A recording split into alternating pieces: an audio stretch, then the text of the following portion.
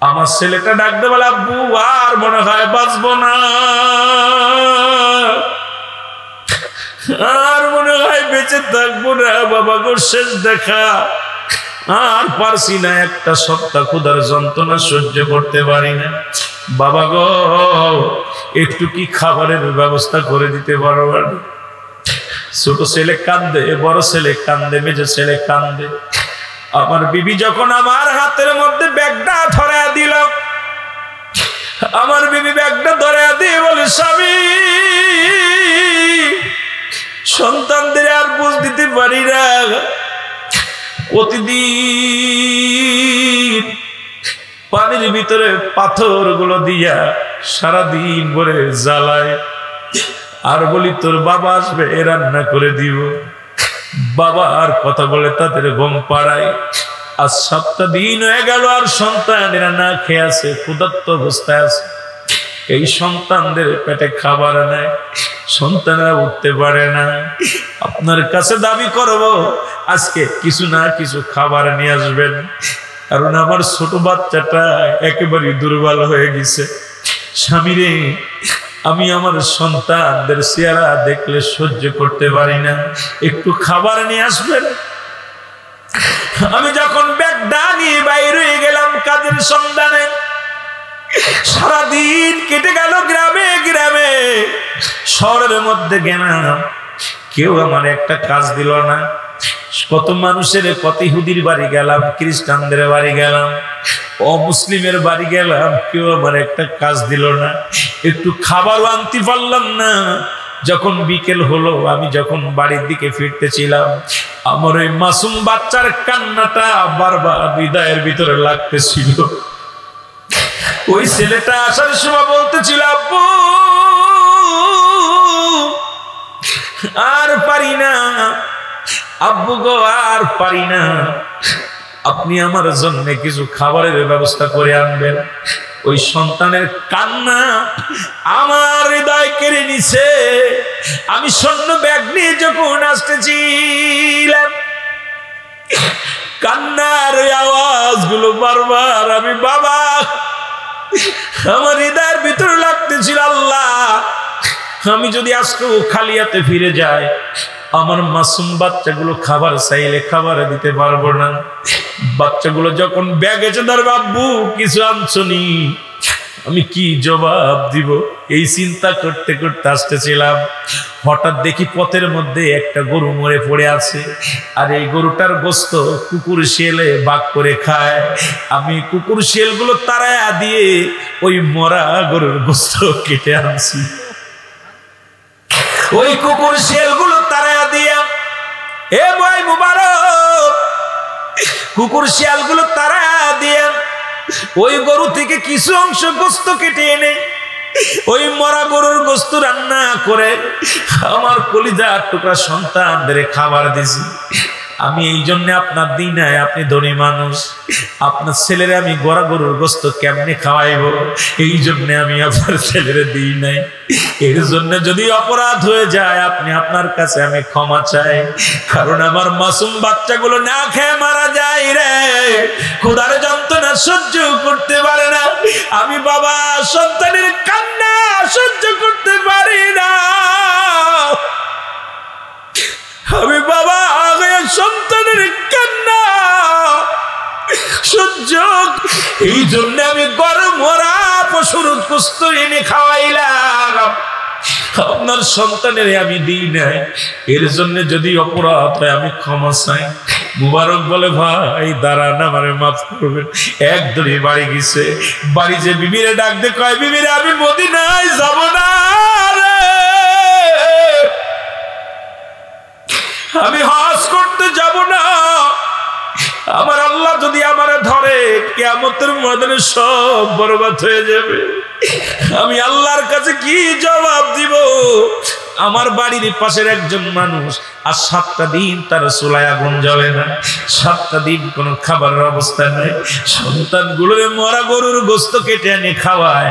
আর আমি মুবারক প্রতি বছর হজের ময়দানে যায়, লক্ষ লক্ষ টাকা খরচ করি, বিবিরে জলদি করে টাকাগুলো দাও, টাকাগুলো দাও, চাউল দাও, ডাউল দাও, তেল দাও, সব মাথার মধ্যে বহন করে নিয়ে আসলেন।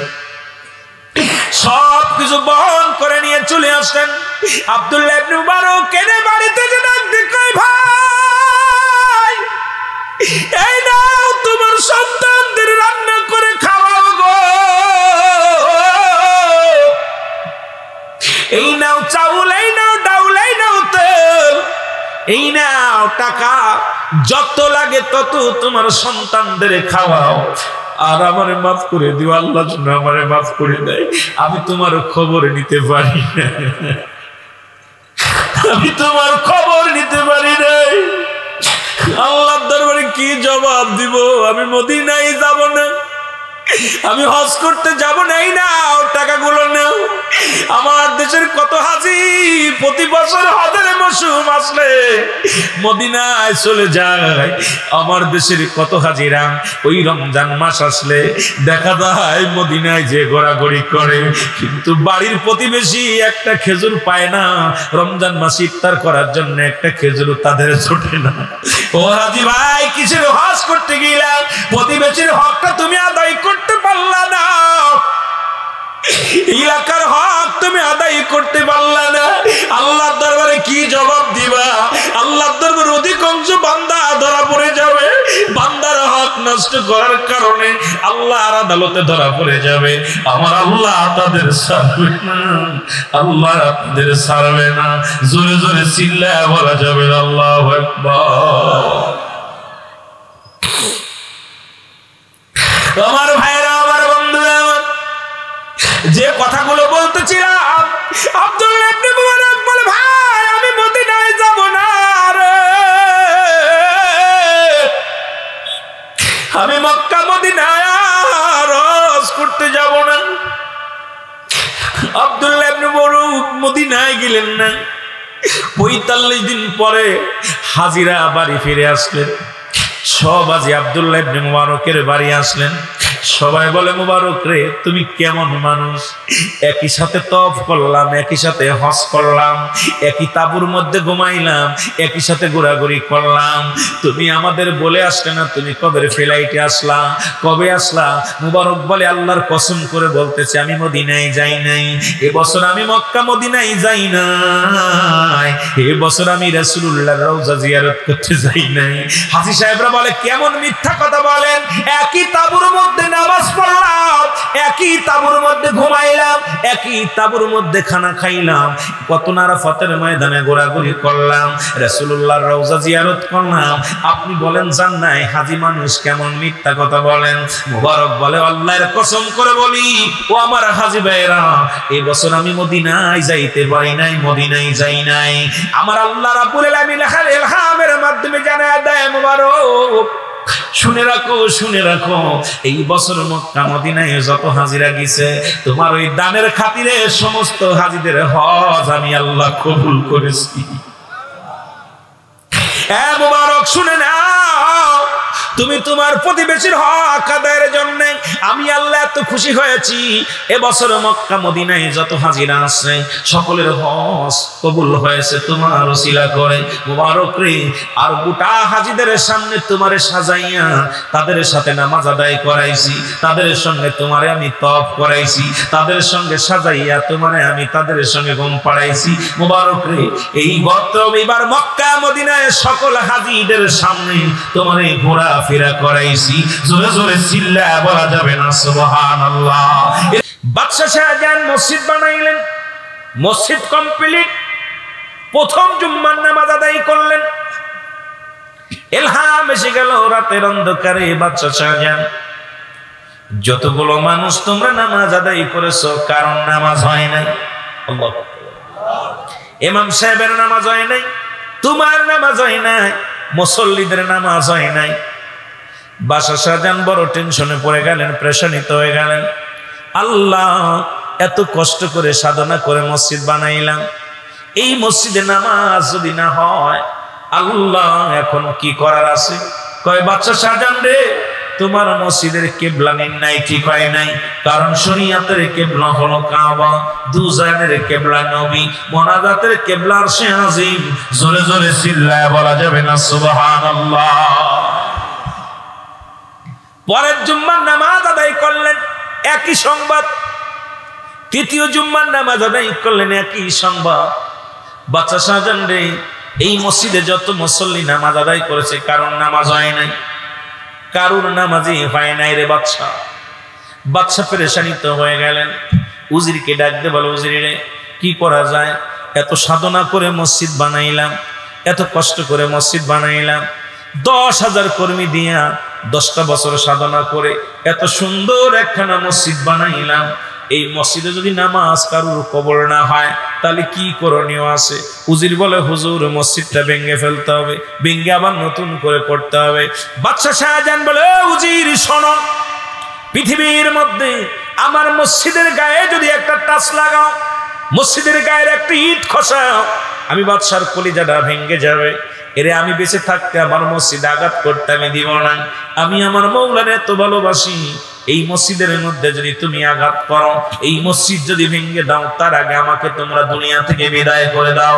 আমি বেঁচে থাকতে আমার মসজিদের গায়ে আঘাত হবে, আমি বাদশা শাহজাহান মেনে নিতে পারবো না।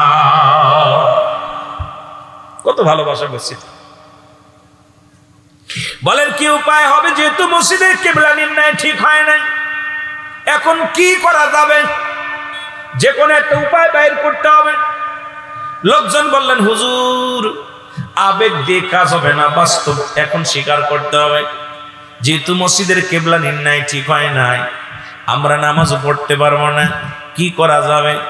উনি বসে বসে আছে রাতের অন্ধকারে, স্বপ্নে দেখে বাদশা শাহজাহান, তুমি কোন পাগলের কাছে, কোন আশিকের কাছে যাও, তোমার পরামর্শ দিবে মসজিদ ভাঙতে হবে না কি করতে হবে, এই মসজিদের কিবলা ঠিক করতে হবে, এমন একজন আশিকের কাছে যাও, আল্লাহ ওয়ালার কাছে যাও, আল্লাহর মসজিদের ওই জন্য সমাধান সেই আল্লাহ ওয়ালা দিয়ে দিবে। জোরে বলা যাবে না সুবহানাল্লাহ। বাদশা শাহজাহান ডাক দে বলে, এলাকার মানুষকে কোথায় আছো গো? এই মহল্লার মধ্যে কোনো ভালো ব্যক্তি, কামেল ব্যক্তি আছে কি না? আমার রাজ্যের মধ্যে কোনো কামেল ব্যক্তি আছে কি না?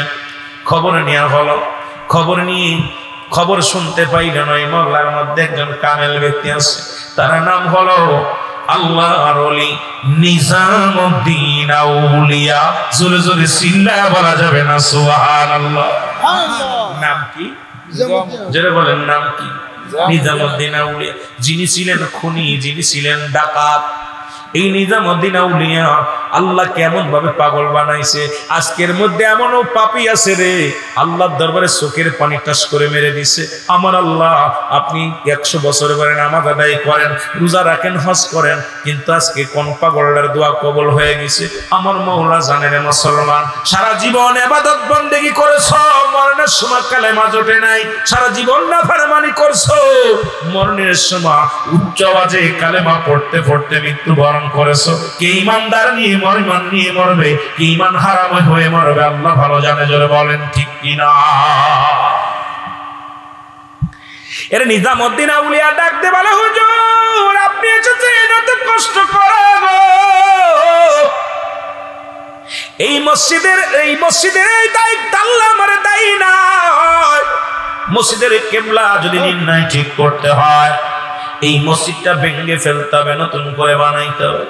বাদশা শাহজাহান কয়, না না, সম্ভব নয়, এই মসজিদখানা আমার দ্বারাই সম্ভব না ভাঙ্গা, আর আমি জীবিত থাকতে মসজিদের গায়ে একটা আঁচল লাগতে দিব না, কারণ এই মসজিদকে আমার জানের চাইতে বেশি ভালোবাসি, আমার আল্লাহর ঘরকে আমি অনেক ভালোবাসি, এই ঘরের জন্য আমি জীবন দিয়ে দিব, তবু এই মসজিদে আঘাত আনতে দিব না। জোরে বলা যাবে না আর একটু জোরে বলা যাবে।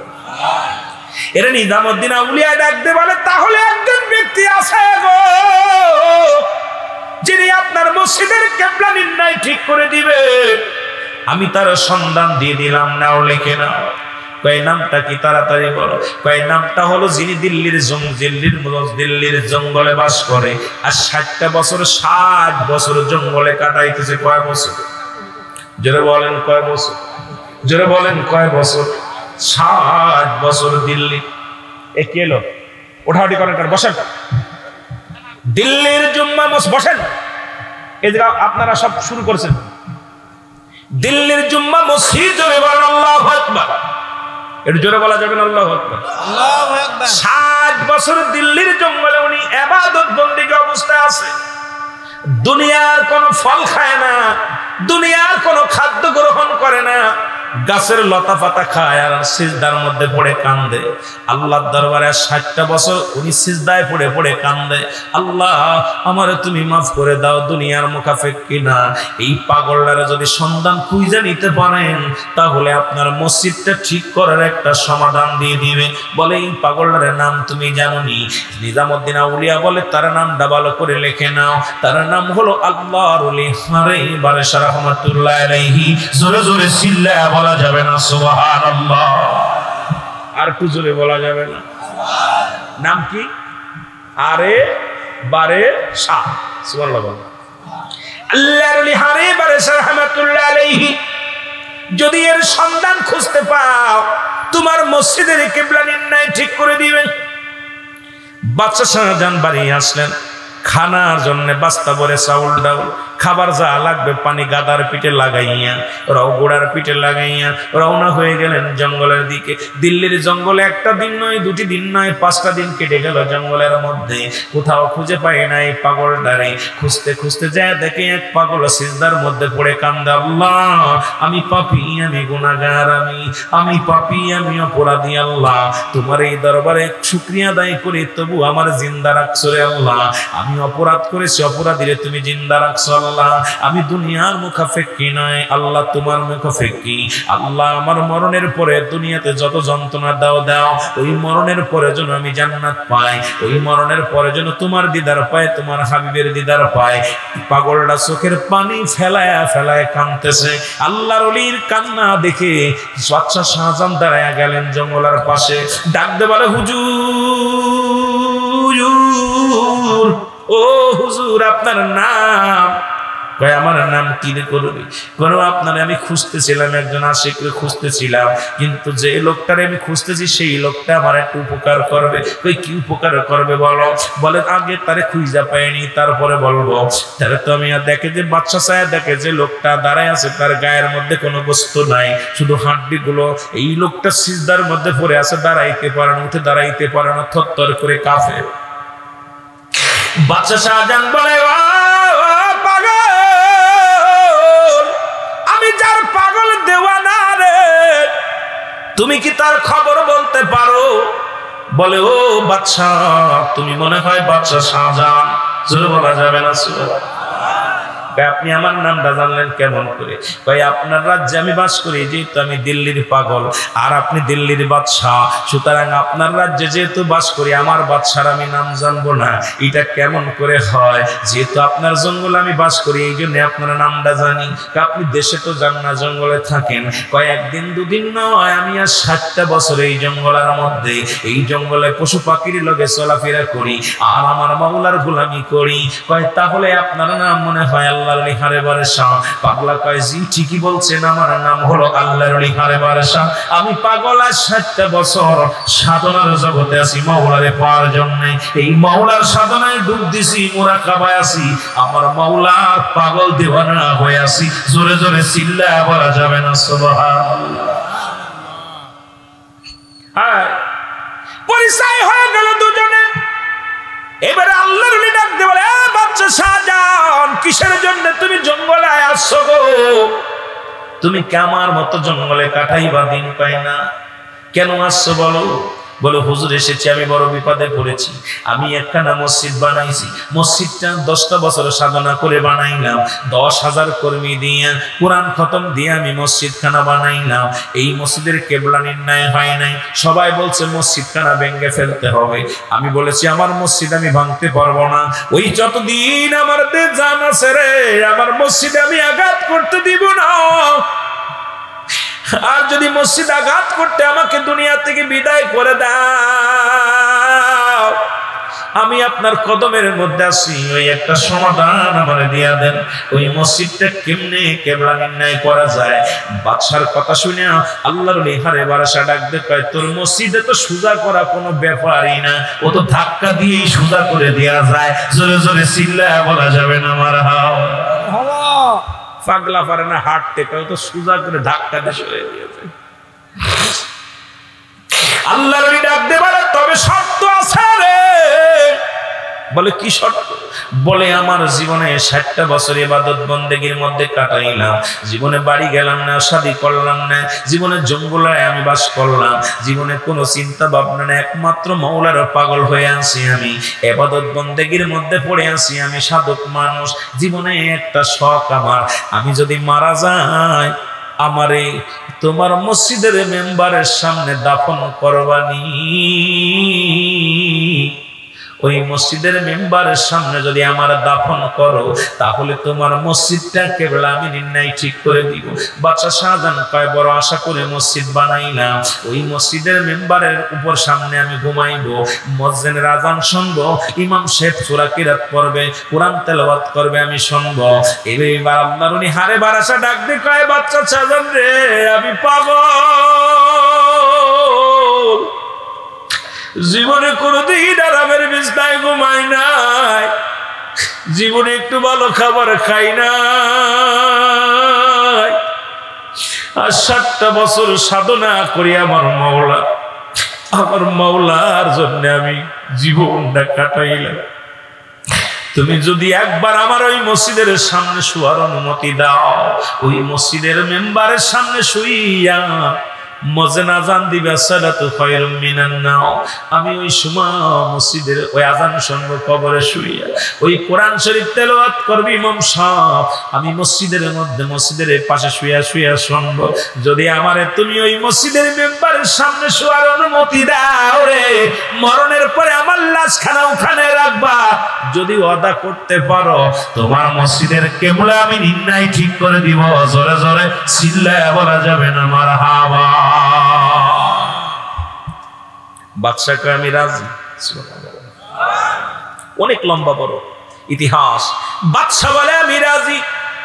রাজি হয়ে গেলেন, আল্লাহর ওলি হারে বারাসাকে নিয়ে দিল্লির শহরে চলে আসলেন, রাজমহলে চলে আসলেন। উজিরকে ডাকতে বলে, উজির রে, ডোল পিটিয়ে দাও, দিল্লির যত জ্ঞানী গুণী আছে সবাই এজনে আসে। আজকে আমার আগামীকাল জুম্মার নামাজ বাদে, ওই জুম্মার নামাজের আগেই আমার মসজিদের কিবলা নির্ণয় ঠিক হবে। বলে হুজুর কে করবে? কই পাগলটা করবে। কি করে করবে? কই ধাক্কা দিয়ে সরাইয়া দিবে। হুজুর আপনিও পাগল হইছেন, উনিও পাগল হইছেন। যে পাগলটা উঠে দাঁড়াইতে পারে না, গায়ের মধ্যে কোনো গোস্ত নাই, গায়ের মধ্যে কোনো বল নাই, উঠে দাঁড়াইতে পারেনি, আবার কেমনে আপনার মসজিদ ঠিক করে দিবে? এরে আপনি একটা পাগল হয়ে গেছেন, আপনি এখন একদম আপনার তাস ছিঁড়ে গেছে। উজির কয়, উজিরের কথা শুনে বাদশা শাহজাহান কয়, উজির রে তুমি বেশি কথা বলো না, খবর দিয়ে দাও। বাদশা শাহজাহান কয়, খবর দাও। লোকজন চলে আসলেন, লোকজন খবর শুনিয়ে চলে আসলেন। আসিয়া সবাই বলে, হুজুর আপনার মসজিদের কি উপায় হলো? বাদশা শাহজাহান বলে, লোকেরা শোনো, একটু পরে আমার মসজিদের কিবলা নির্ণয় ঠিক হবে গো, তোমরা সবাই দাঁড়ায়া দেখবা। পাগলা ডাকতে বলেন, বাদশা শাহজাহান রে, ইঞ্জিনিয়ার আইছে নি? কয় আইছে। এই বাচ্চা ইঞ্জিনিয়ার আইসেনি, কয়েছে ম্যাপ ধরো, ভালো করে ম্যাপ ধরো, ম্যাপ ধরিয়া নাও, এবার তোমার মসজিদের কিবলা নির্ণয় ঠিক হবে। পাগলা দাঁড়ায় গেছে।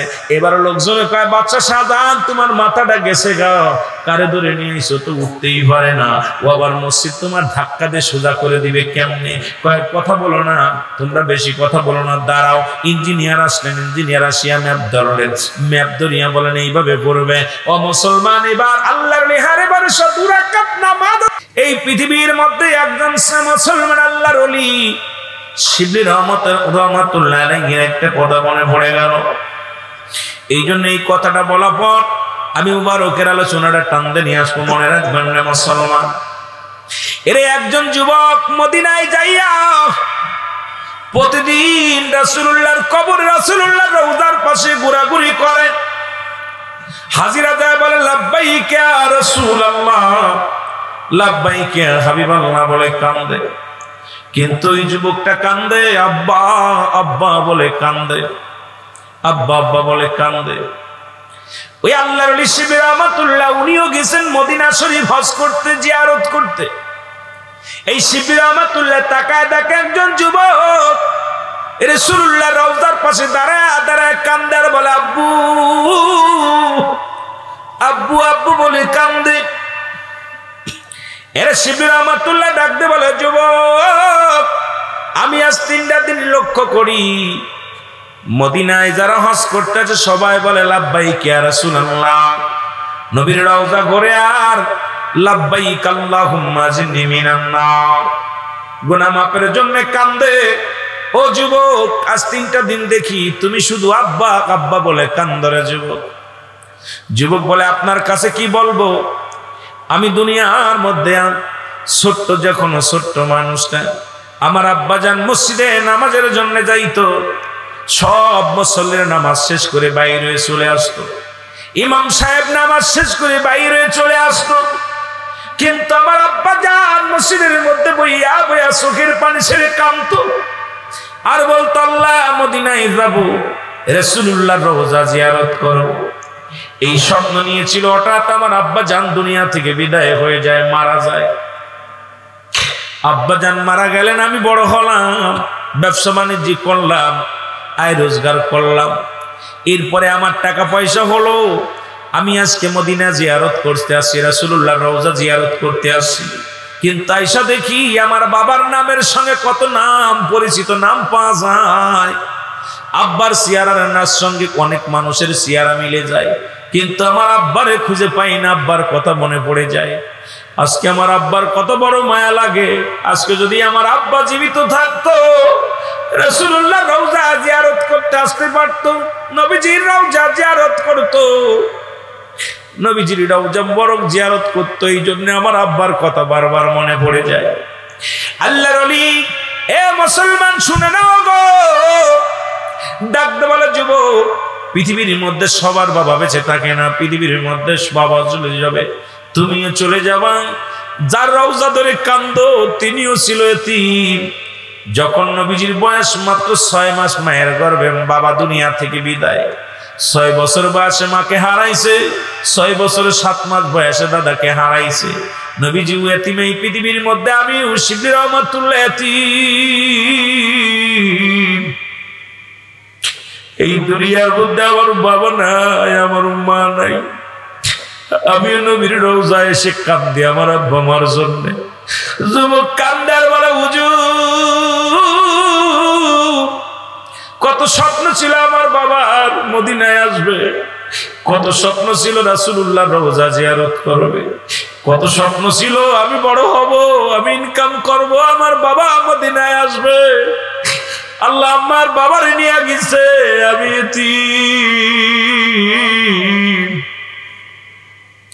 আজকে আমি মদিনার রওজা ঘোরাঘুরি করি, রাসূলুল্লাহ রওজা জিয়ারত করলাম, কিন্তু আমার আব্বা জানের যে কপালে হইল না।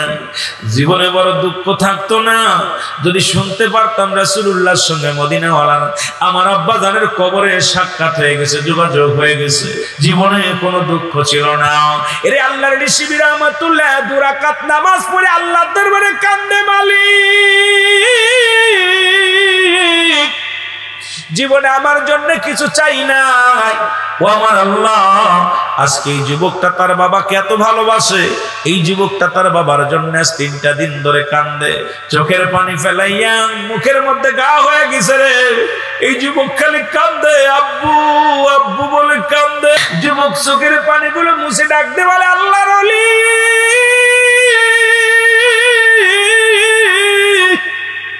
এলহামের মধ্যে আমি শুনতে পাইলাম কে যেন ডাকতে বলে, ভালো কার কান্দিস না রে,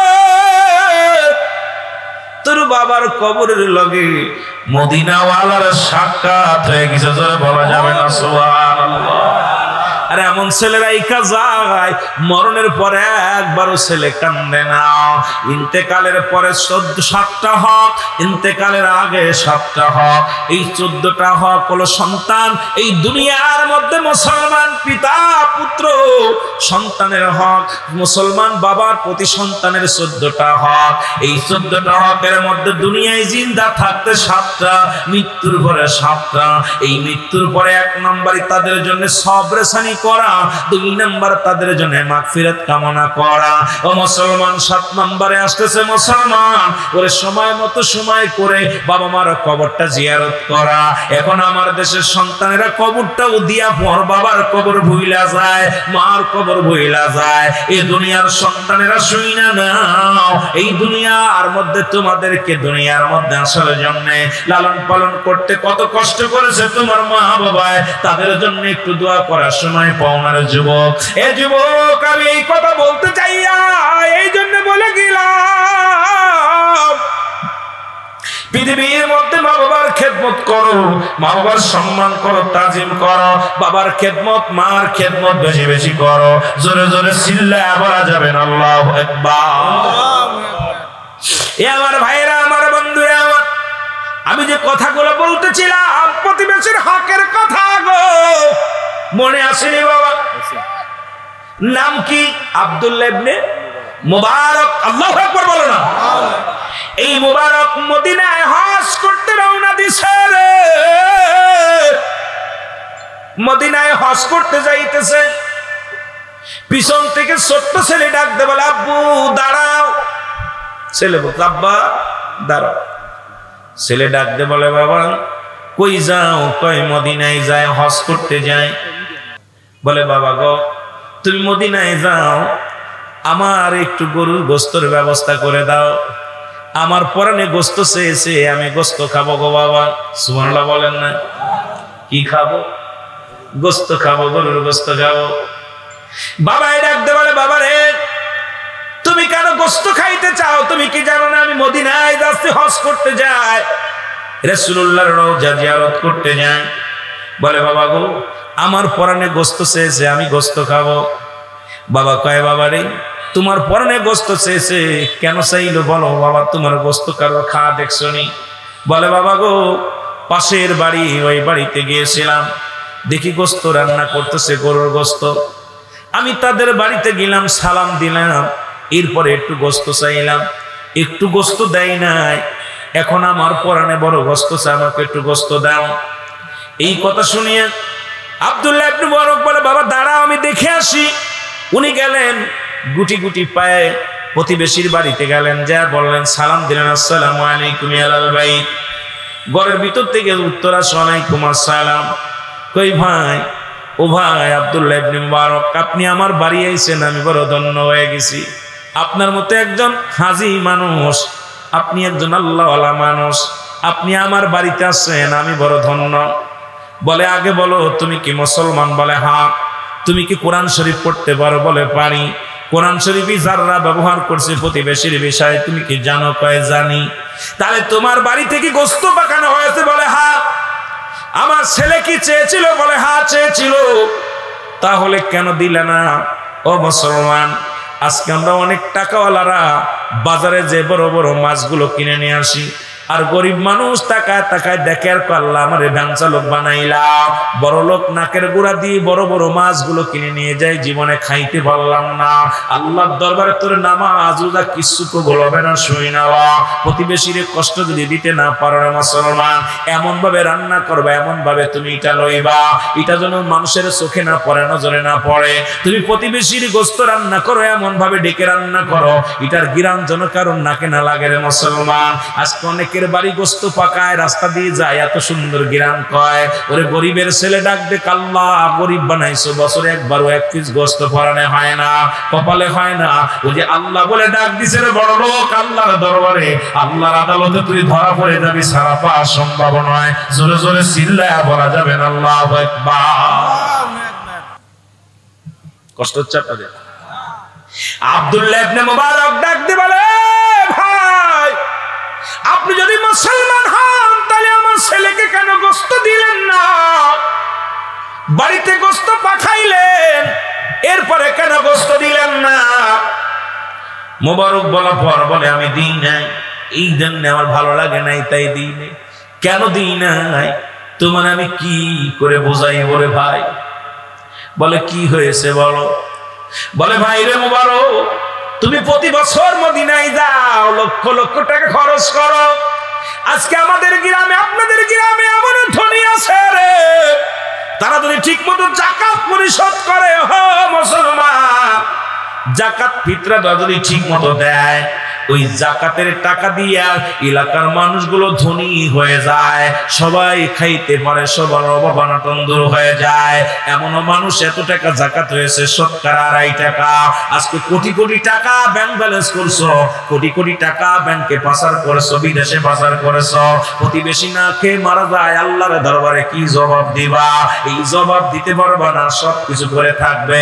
এই দুনিয়ার সম্পদ খাবে লোকে, তোমার দেহ খাবে পোকে। ও মুসলমান শুনে নাও, এই দুনিয়ার সম্পদ খাবে লোকে, তোমার দেহ খাবে পোকে। এই দুনিয়ার কিছু নিতে পারবা না, টাকা পয়সা তম দৌড়া।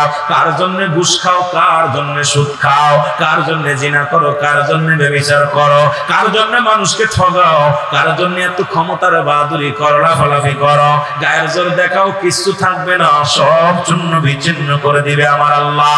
আল্লাহ কয় বান্দা কুল্লু মান আলাইহা ফান, আল্লাহ কয় বান্দা শুইনা নাও, শুইনা নাও।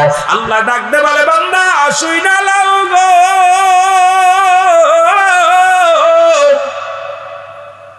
এই জমিনটা আমি রাখবো না, এই জমিনটা আমি চূর্ণ বিচ্ছিন্ন করে দিব গো। এই জমিনের ভিতরে যত পানি আছে রে, সব পানিগুলো আমি আল্লাহ পুড়ে ছাই বানায় দিব। এই জমিনের মধ্যে যত মাটি আছে, সমস্ত মাটিগুলো পুড়ে হবে তামা। যেদিন কিচ্ছু বলতে কিচ্ছু থাকবে না, সেদিন থাকবো শুধু আমি আল্লাহ। জোরে জোরে চিল্লায়া বলা যাবে না আল্লাহু আকবার। কুল্লু মান আলাইহা ফান, সব শেষ করে দিবে কে?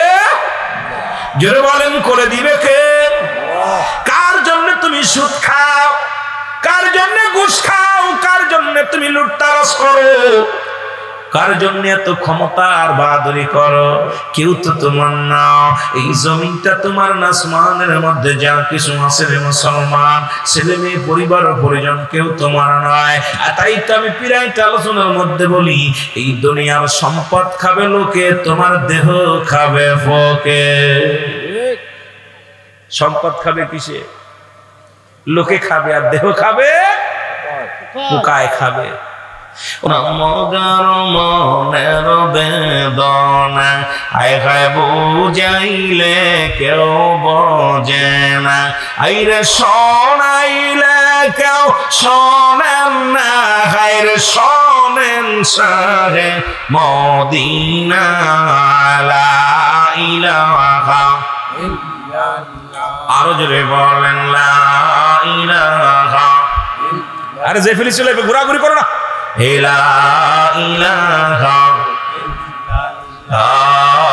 লা ইলাহা। মাথার উপরে যেটা ঘুরালে কেন? মুহাম্মাদুর এ দুনিয়ার মুসলমান,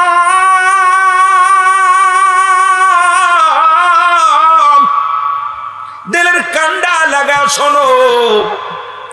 আল্লামা কদবী রাহমাতুল্লাহ বয়ান করে, দুনিয়ার মানুষ শোনো, জীবন ভরে যত গুনাহ করেছো সমস্ত গুনার কথা মনে করিয়া বান্দা যদি কোথাও জান্নাতের বাগানের সংবাদ শুনতে পায়, ওই জান্নাতের বাগান খানা আঁকড়ে ধরে গো, ওই বান্দা যখন চোখের পানি ছলকে কবরের কথা মনে করে, বান্দা মরণের কথা চিন্তা করে, বান্দা যখন খাস তওবা করে আল্লাহ বলে ডাক দেবে, আমার আল্লাহ বান্দার জীবনের দরিয়া দরিয়া গুনাহগুলো মাফ করে দিবে। জোরে বলা যাবে না সুবহানাল্লাহ। এই জান্নাতের বাগানে আসার কারণে সগীরা গুনাহ মাফ গো। ও দুনিয়ার মুসলমান, জান্নাতের বাগানে আসার কারণে সগীরা গুনাহ মাফ। এখানে বসে আখেরি মোনাজাতে শরীক হইয়া আল্লাহর দরবারে প্রার্থনা করিয়া চোখের পানি ছেড়ে যখন আল্লাহ বলে ডাক দিবে খাস তওবা করিয়া আমার আল্লাহ জিন্দেগি কবিরা গুনাহগুলো মাফ করে দিবে। তাহলে জান্নাতের বাগানে আসা লাভ না লস। জোরে জোরে চিল্লায়া বলা যাবে না লাভ না লস। আর একটু জোরে বলা যাবে না লাভ না লস। এরে এই মাটু মাটি, মদিনার মাটু মাটি, বাংলাদেশের মাটু মাটি, মদিনার মাটি সুমা দিলে গায়ের গোনা জ্বলে যায়, বাংলাদেশের মাটি গায়ে লাগলে চুলকানি রোগ হয়। এই বাংলাদেশ আজকে যে জান্নাতের বাগান, রিয়াজুল জান্নাত বেহেশতের বাগান, আগামীকাল এই বাগান আর বাগান থাকবে না, আগামীকাল থাকবে একটা ধানের ক্ষেত, একটা জমিন। আজকে কোরআনের খাতিরে এই জান্নাতের বাগান হয়ে গেল রিয়াজুল জান্নাত বেহেশতের বাগান। আগে বেহেশত, তারপরে হলো বাগান।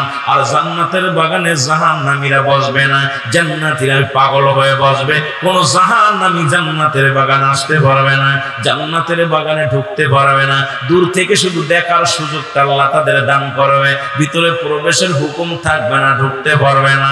জান্নাতি পিপাসী মানুষ বড় জান্নাতের বাগান গুলো আঁকড়ে ধরবে। ও আমার আল্লাহ, আজকের এই মাহফিলের খাতিরে আমাদেরকে তুমি মাসুমের মাসুম বানায় দিও। জোরে জোরে বলা যাবে না সুবহানাল্লাহ। এ দুনিয়ার মুসলমান,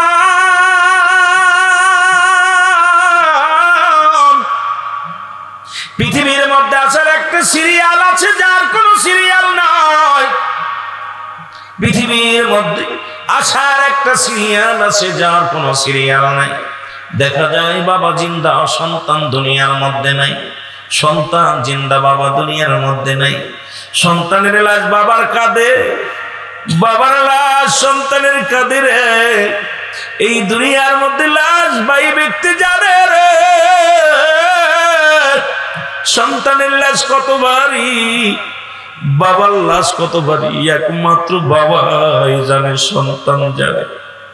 আল্লাহ, কত মানুষের দাফন করাইলাম, কত মানুষের কাফন করাইলাম, কত মানুষের চিরবিদায় করে দিলাম। আল্লাহ, কখন যেন ডাক এসে যাবে আমারও দুনিয়া থেকে চলে যেতে হবে, এই পৃথিবীর মায়া ছেড়ে চলে যেতে হবে। মানুষের মৃত্যু হয় দুইটা টাইমে, একটা হলো রাতের বেলায়, একটা হলো দিনের বেলায় গো।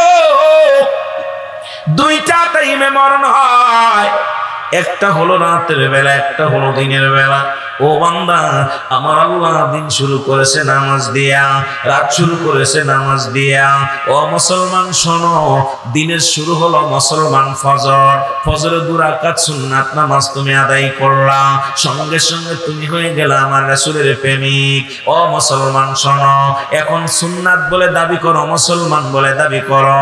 এখন যদি জিগায় কজন মানুষ ফজরের সালাত আদায় করছো, হাতে গোনা কয়জন মানুষ উঠবে রে মুসলমান? এই নামাজের ওয়াজ দেব কাদের কাছে? কাফের মুশরিকদের কাছে। নামাজের ওয়াজ দিব বেধর্মীদের কাছে। এখন নামাজের ওয়াজ করতে হয় মুসলমানদের কাছে, বড় লজ্জা লাগে রে মুসলমান। এ মুসলমান শুইনা লও গো, এইবার 2 রাকাত ফরজ নামাজ তুমি আদায় করলা, সঙ্গে সঙ্গে তুমি হয়ে গেলে আমার আল্লাহর গোলাম।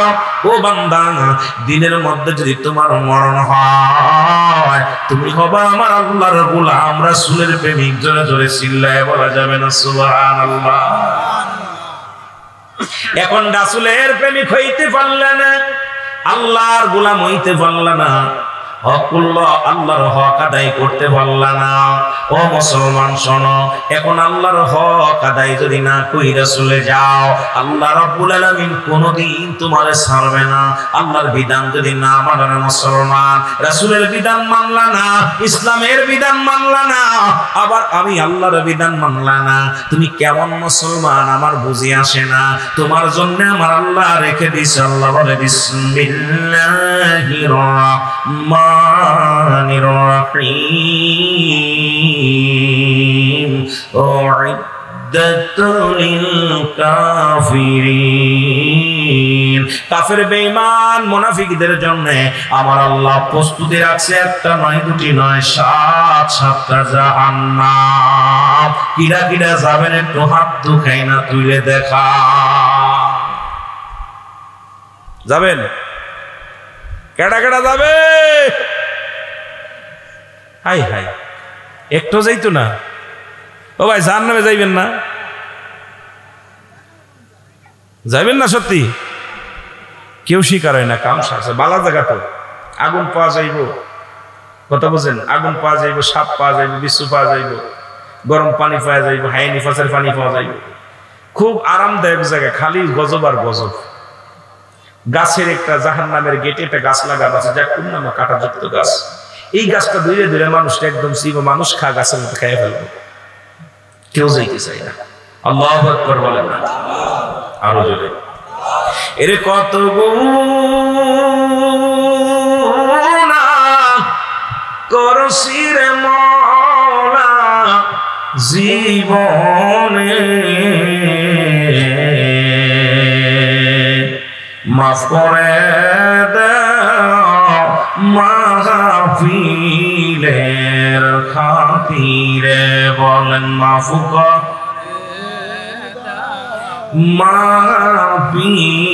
মাহফিলের। তুমি যদি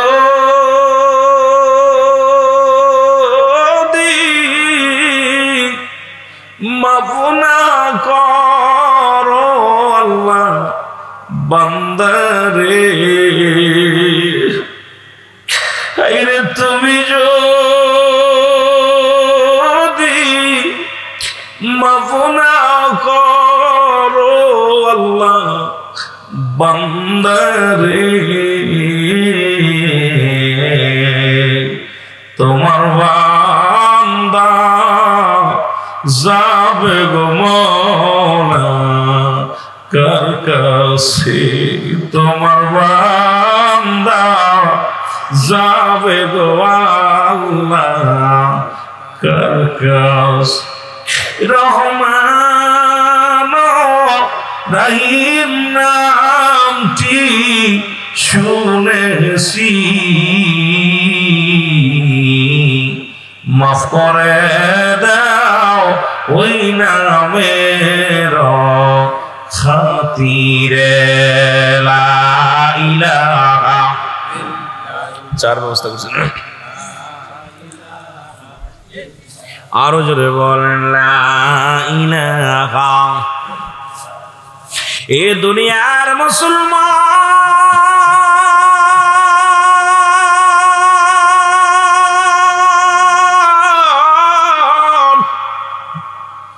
তোমার দিনের বেলা মৃত্যু হয় নাই, রাতে মৃত্যু, এর মধ্যে কোনো সন্দেহ নাই রে।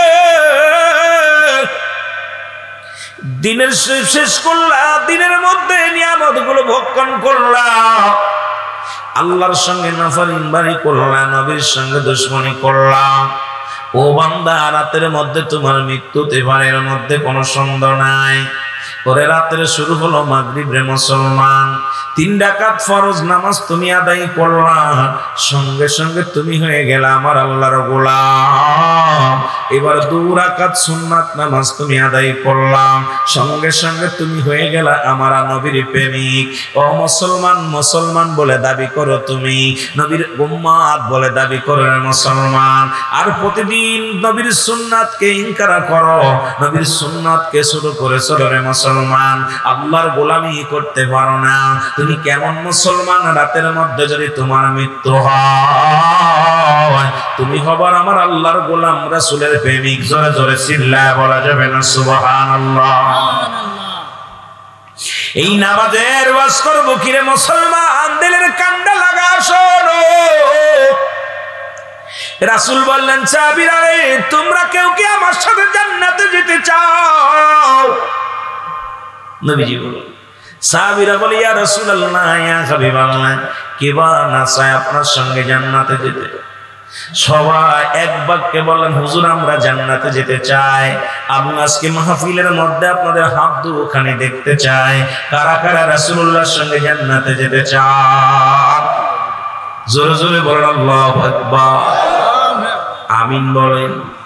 রাসূল বললেন, শুইনা না, যে ব্যক্তি 5 ওয়াক্ত সালাত, 5 ওয়াক্ত নামাজ সময় মতো আদায় করতে পারবে, আমি নবী ওয়াদা করলাম, কথা দিলাম রে, ওই ব্যক্তিকে আমি নবী হাত ধরে জান্নাতে নিয়ে যাব। এখন রাসূলুল্লাহর সঙ্গে যদি জান্নাতে যেতে যাই, নামাজের দরকার আছে কিনা? জোরে বলেন আছে কিনা? নামাজের দরকার আছে। ও মুসলমান, একমাত্র কাফের এবং মুসলমানদের মধ্যে পার্থক্য হলো নামাজ। মুসলমান নামাজ পড়ে, কাফের নামাজ ছেড়ে দেয়। আজকে মুসলমানের কাছে নামাজের ওয়াজ করতে গেলে বড় লজ্জা লাগে রে মুসলমান। তুমি কেমন মুসলমান, তুমি কেমন ইমানদার বলে দাবি করো? নামাজের প্রতি যত্ন নাই, ইমানের প্রতি যত্ন নাই। ও মুসলমান, শুধু কেমন মুসলমান তুমি আমার বুঝি আসে না রে ভাই। ও দুনিয়ার মুসলমান,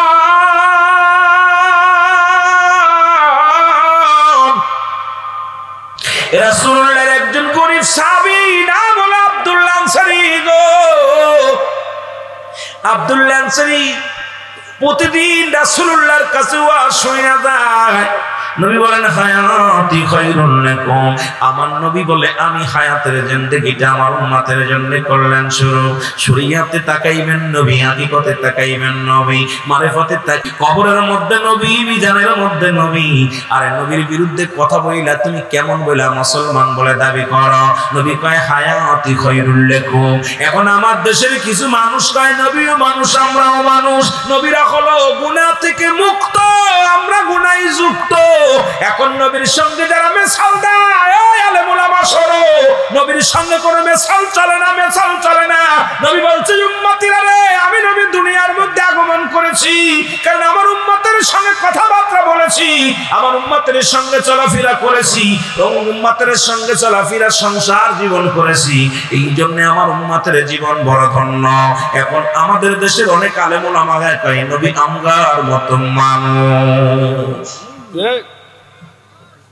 এরে আদম নবী কয় একটু আগে দোয়া হলো, রব্বানা যালামনা আনফুসানা ওয়া ইল্লাম তাগফির লানা ওয়া তারহামনা লানাকুনান্না মিনাল খাসিরিন।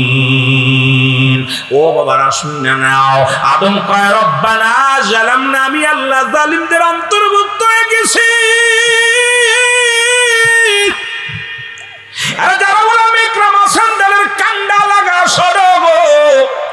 আদম নবী নিজে বলতেছে আমি জালিমদের অন্তর্ভুক্ত হয়ে গেছি। এখন আমার প্রশ্ন, যদি কোনো ব্যক্তি আদমরে জালিম বলে তার ঈমান যাবে না থাকবে? এই কথা বোঝেন নাই? আদম নবী কইছে আমি তোমাদের মতো মানুষ, আমার কাছে ওহী আসে, তোমাদের কাছে আসে না। আমি বেজাল বদন ওয়াজ করতেছি না, খালি বোঝানোর জন্য কটা কথা বলে যাই। আপনারা কত বড় বুকার স্বর্গে বাস করেন, আর নবীর লগে মেশাল দেন নবীর মতো আমার মতো মানুষ। নবীকে হায়াতি খায়রুল লাকুম, আমার হায়াতের জিন্দেগিটা, ওফাতি খায়রুল লাকুম, আমার ওফাতটা। এই পার্থক্য কি বোঝেন? গ্রামার বোঝেন, কিতাব বোঝেন। কিতাব কি বলে আগে শোনেন, আলোচনা কি বলে শোনেন, কোরআন কি বলে, হাদিস কি বলে, এগুলো বুঝতে হবে, তারপরে আপনাদেরকে জানতে হবে। এখন আদম নবীকে আল্লাহ আমি জালিমদের অন্তর্ভুক্ত হয়ে গেছি, আমার তুমি ক্ষমা করে দাও। এখন বলেন দি আদম আলাইহিস সালাম কি জালিম? কথা বলেন। যদি কোনো ব্যক্তি আদম আলাইহিস সালামকে জালিম বলে তার ঈমান থাকবে? কথা বলেন, থাকবে। ইউনূস আলাইহিস সালাম দোয়া করলেন লা ইলাহা ইল্লা আনতা সুবহানাকা ইন্নী কুনতু মিনাজ জালিমিন। আল্লাহ আমিও জালিমদের অন্তর্ভুক্ত হয়ে গেছি, আমারে ক্ষমা করো। আজকে ইউনূস আলাইহিস সালামকে কোনো ব্যক্তি জালিম বললে তার ঈমান থাকবে? কথা বলেন। এই বুকাদের বুঝাইবো কেন? নবী কইছে আমি তোমাদের মতো মানুষ, আমার কাছে ওই আসে, তোমাদের কাছে আসে না। এই জন্য আমার দেশের মৌলবীরা চিন্তা করছে নবী আমগার মতো মানুষ। নবী বিয়ে করছে রে মিয়া, নবী বিয়ে করছে, নবী 14 জন বিবি ছিল, 12 জন। তোমার কয়টা বউ আছে? কথা কয় না। আমার নবীজির জানাজা কিটা পড়ছে, তোমার জানাজা পড়ার জন্য মৌলবী ডাকো, এত ইমাম ডাকো, কয় এটা করা বেদাত, ওটা করা বেদাত। তো তোমার জানাজার মধ্যে তো 1 নাম্বার বেদাত করো, এলাকার মানুষগুলো মাইকিং কইরা আইনা এত লাখ লাখ মানুষ দ্বারা করতেছে সওয়াবের উদ্দেশ্যে। এরা রাসূলের জানাজায় কয় হাজার মানুষ পড়েছিল? ইমাম ছিল কিনা? কথা কয় না। এগুলো ভেজাল বাঁধানো কথা বলা আমার খুব কষ্ট হয় তখনই, যখন আমার রাসূলকে নিয়ে কটূক্তি করে, তখনই কষ্ট হয়। তুমি মানো না ঠিক আছে, চুপ করে থাকো, কিন্তু রাসূলকে নিয়ে কটূক্তি করার অধিকার তোমাকে কেউ দেয়া হয় নাই। জোরে বলেন ঠিক কিনা? আমার নবীকে কটূক্তি করে কথা বলার এখতিয়ার তোমার নাই। জোরে বলেন ঠিক কিনা? আমার ভাইরা, আমার বন্ধুরা, আল্লাহর নবীর সাহাবী আব্দুল্লাহ আনসারী মনে আসেনি বাবা? আনসারী প্রতিদিন রাসূলুল্লাহর কাছে ওয়াজ শুনতে যায়। এই মুরব্বি, ওই বাবা কিসে কপাল ফুরেন না, কপাল ফুরেন না, জান্নাতের বাগান উঠবেন না, কারণ আপনার জন্য আরো 10 জনের এই দুইটা জিনিস পাওয়া যাবে এখানে, একটা রহমত, একটা গজব। কত শোয়া শুইবেন কবরে, শেষ মা কেউ ডাকবে না, ডিস্টার্ব করবে না। একটা রাত বসেছেন, একদম যত কষ্ট হোক বসে থাকবেন, 2-1 ঘন্টা বসার পর আখিরি মুনাজাত করে যাবেন, আল্লাহ যেন মাফ করে দেয়। কার জীবনের শেষ মাহফিল? এখন এসির মসজিদেও মানুষ থাকে না, মসজিদে এসি লাগানো পরও মানুষ ছটফট, সালাম ফেরা, আসসালামু আলাইকুম রাহমাতুল্লাহ, পিছনে ওয়ালাইকুম আসসালাম দিতে দিতে ইমাম সাহেব পিছনে দেখে মুসল্লি নেই। যেরকম ঠিক কিনা? এটা কিয়ামতের একটা লক্ষণ, কিয়ামতের লক্ষণ এগুলো বাবা, ভালো আলামত না। বয়া কানবেন যে আল্লাহ আমার দাড়ি পেকে গেছে, আল্লাহ শেষ বসাইটা। যদি কারোর মৃত্যু হয়ে যায় এখানে, জীবনটা ধন্য, জান্নাতের বাগানে মৃত্যু, জীবনটা ধন্য। এখন আসলেই উঠতে মনে হয় প্রস্তাব, শয়তান তো আর ছাড়বে না, ওরে এখান থেকে বিতাড়িত করবে, গুনাহ মাফ হইব, থাকলে গুনাহ মাফ, বিপদ না। একটু মহব্বতের সঙ্গে বলেন লা ইলাহা ইল্লাল্লাহ, আর জোরে লা ইলাহা ইল্লাল্লাহ। এ দুনিয়ার মুসলমান